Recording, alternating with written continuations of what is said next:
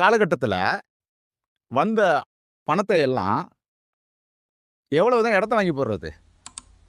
அப்படிங்கும்போது இத வெளிநாட்டுல முதலீடு செய்யலாம் அப்படின்னு உங்களுக்கு ஒரு எண்ணம் வருது. இந்த வெளிநாட்டுல கொண்டு போய் பணத்த சேர்க்கணுமே யார் மூலம்? இன்னைக்கு இருக்காருல்ல, இந்த கோயம்புத்தூர்ல சத்குரு ஜக்கி. இது மாரி உள்ளவர் தான் அன்னை பிரேமானந்தா. அவன் ஏற்கனவே சொல்லிட்டான் துபாக்கூர் அப்படின்ட்டு. செக்ரட்டரியா இருந்த அம்மா வந்து திவ்ய மாதாஜி. இந்த திவ்ய மாதாஜி எப்படின்னா, இப்ப நித்யானந்தா இருக்கார்ல, அந்த நித்யானந்தாவுக்கு இந்த ரஞ்சிதா எப்படியோ, அது மாரி இந்த திவ்ய மாதாஜி வந்து பிரேமானந்தாவோட மாதாச்சி. பணத்த கொண்டு போய் குடுக்குறாய்ங்க. அத போய் டெபாசிட் பண்ண போன அந்த திவ்ய மாதாஜி இருக்காங்க பாருங்க. இதுவரை இன்னும் இந்தியா திரும்பல. இவங்களலாம் கண்டும் புடிக்க முடியல. இவங்களுக்கு இருக்க ஒரே புடிமானம் பிரேமானந்தா மட்டும் தான். நொங்கு குத்தா குத்துறாய்ங்க. கேஸ் எல்லாமே பாலியல் துன்புறுத்தல், பாலியல் கொலை வழக்கு அப்படின்னு போட்டு சாத்துறாய்ங்க.